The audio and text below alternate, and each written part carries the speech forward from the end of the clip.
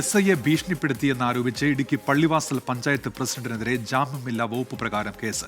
Vellathooval SI Charlie തോമസിന്റെ പരാതിയിലാണ് നടപടി. പഞ്ചായത്ത് പ്രസിഡന്റ് VG പ്രതീഷ് കുമാറിനെതിരെയും കണ്ടാലറിയാവുന്ന 4 പേർക്കെതിരെയുമാണ് കേസ്.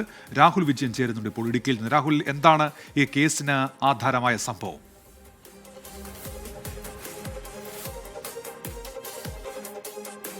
ഉന്മേഷ്, ഇന്നലെ വൈകിട്ട് തോക്കുപാറ എന്ന് പറയുന്ന സ്ഥലത്ത് വെച്ചാണ് ഈ സംഭവം നടക്കുന്നത്. വാഹന പരിശോധനയ്ക്കായി എത്തിയതായിരുന്നു SI ചാർലിയും സംഘവും. ഈ സമയത്താണ് പള്ളിവാസൽ പഞ്ചായത്ത് പ്രസിഡന്റ് പ്രതീഷ് കുമാറും 4 പേരടങ്ങുന്ന സംഘവും ഇങ്ങോട്ടേക്ക് എത്തുകയും SIയുമായിട്ട് വാക്കുതർക്കത്തിൽ ഏർപ്പെടുകയും ചെയ്തിരിക്കുന്നത്. ഈ കേസുമായി ബന്ധപ്പെട്ട് അല്ലെങ്കിൽ ഈ സംഭവത്തിന് ആധാരം എന്ന് പറയുന്നത് ഇന്നലെ രാവിലെ CPMന്റെ ഒരു പ്രാദേശിക നേതാവും SC പ്രൊമോട്ടറുമായിട്ടുള്ള സുധീഷ് എന്ന് പറയുന്ന ആൾ സ്റ്റേഷനിൽ ചെന്നിരുന്നു.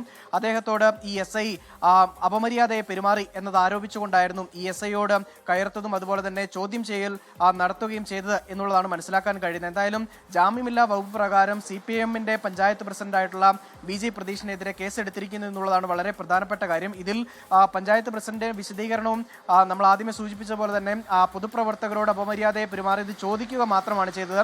അനാവശ്യമായിട്ട് ഏതെങ്കിലും വിധത്തിൽ ഭീഷണിപ്പെടുത്തുകയോ അല്ല എങ്കിൽ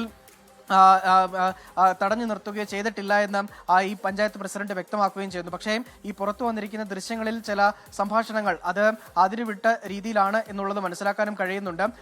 ഏതെങ്കിലും വിധത്തിൽ മര്യാദ കാണിച്ചില്ല എങ്കിൽ ഈ ആനച്ചാൽ ടൗണിൽ ഇറങ്ങാൻ അനുവദിക്കില്ല എന്ന തരത്തിലുള്ള ഭീഷണി പോലത്തെ സംഭാഷണങ്ങൾ ആ ദൃശ്യങ്ങളിൽ കേൾക്കുകയും ചെയ്യാം. എന്തായാലും ഇതുൾപ്പെടെ പരാമർശിച്ചുകൊണ്ടാണ് ഈ VG പ്രതീഷിനെതിരെയും പ്രതീഷ് കുമാറിനെതിരെയും അതുപോലെ തന്നെ കണ്ടാലറിയാവുന്ന 4 പേർക്കെതിരെയും FIR ഇട്ടിരിക്കുന്നത്. ജാമ്യമില്ലാ വകുപ്പ് പ്രകാരമാണ് ഈ പഞ്ചായത്ത് പ്രസിഡന്റിനെതിരെ കേസെടുത്തിരിക്കുന്നത് എന്നുള്ളതാണ് വളരെ പ്രധാനപ്പെട്ട കാര്യം.